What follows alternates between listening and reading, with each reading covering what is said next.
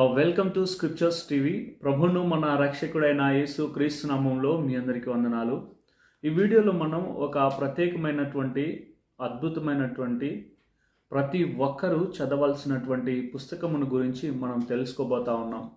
ఈ పుస్తకము చదవడం ద్వారా మనం జీవితం యొక్క అర్థాన్ని తెలుసుకోగలుగుతాం, జీవితం యొక్క గొప్పతనాన్ని మనము తెలుసుకోగలుగుతాం, మన జీవితాన్ని ఎలా జీవించాలి అనే విషయాన్ని మనము తెలుసుకోగలుగుతాం.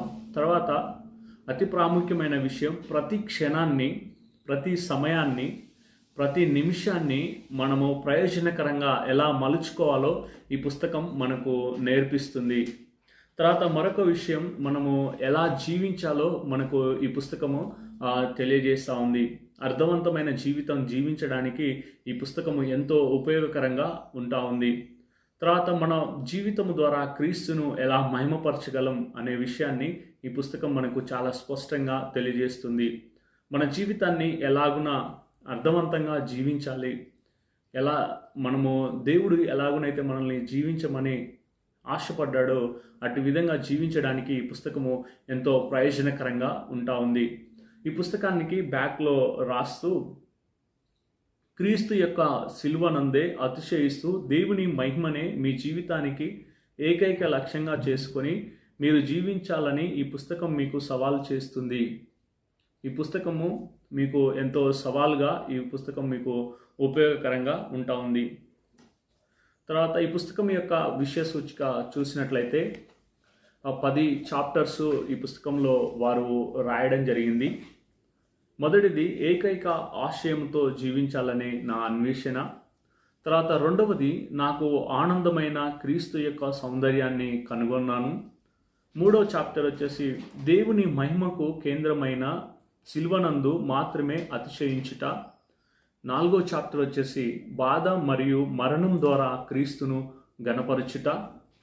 తర్వాత ఐదో చాప్టర్ వచ్చేసి రిస్క్ చేయడం కూడా సరైనదే, జీవితాన్ని వృధా చేసుకోవడం కంటే కోల్పోవడమే మంచిది. ఆరో చాప్టర్ వచ్చేసి ఇతరులు దేవుని యందు సంతోషించేలా చేయడమే జీవిత లక్ష్యం.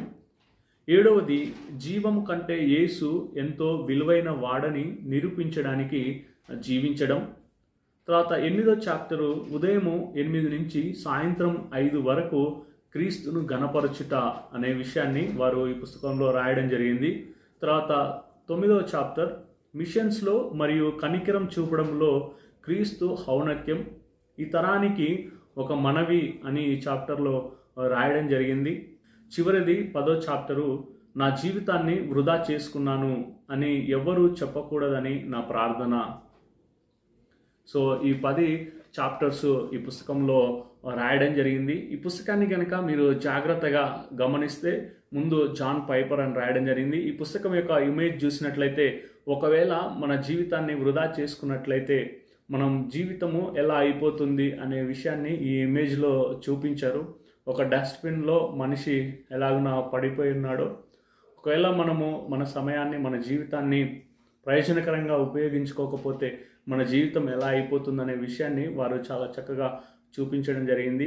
టైటిల్, నీ జీవితాన్ని వృధా చేసుకోవద్దు. ఈ పుస్తకము ఎంతో ప్రయోజనకరంగా ఉంటుంది. ఒకసారి ఈ పుస్తకము చదివితే ఖచ్చితంగా మీ జీవితంలో చాలా మార్పులను మీరు చూడగలుగుతారు. ఈ పుస్తకాన్ని మీరు క్షుణ్ణంగా పరీక్షించి ధ్యానించినట్లయితే మీ జీవితంలో ఎన్నో గొప్ప మార్పులను మీరు చూడగలుగుతారు. కాబట్టి ఈ పుస్తకాన్ని తప్పకుండా మీరు తీసుకోనండి, చదవండి. మీ జీవితంలో ఎన్నో గొప్ప మార్పులని మీరు చూడండి. ఈ పుస్తకం చదవడం ద్వారా క్రీస్తుకు మీరు దగ్గర అవుతారు. మనము ఇన్ని సంవత్సరాలు మనము ఎంత వృధాగా మన జీవితాన్ని పోగొట్టుకున్నామో అనే విషయాన్ని మనం తెలుసుకోగలుగుతాం.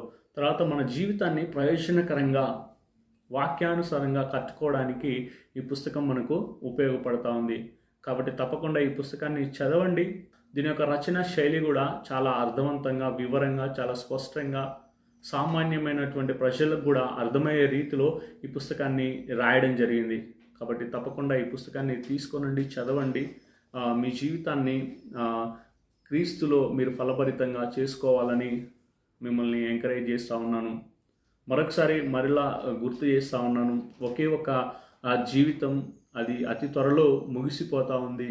క్రీస్తు నిమిత్తము చేసింది మాత్రమే నిలిచి ఉంటుంది. కాబట్టి మనకున్నటువంటి ఒకే ఒక జీవితాన్ని ఫలభరితంగా జీవించడానికి మనకు ఈ పుస్తకము ఎంతో ఎంకరేజ్గా మనల్ని పురికొల్పుతూ ఉంది. మన జీవితాన్ని అర్థవంతంగా ఎలా చేసుకోవాలో మనకి ఈ పుస్తకం తెలియజేస్తూ ఉంది. కాబట్టి మీరు తప్పకుండా చదవండి. అనేకులకు ఈ పుస్తకాన్ని పరిచయం చేయండి. వారు కూడా చదివేటట్టు చేయండి. Thank you so much.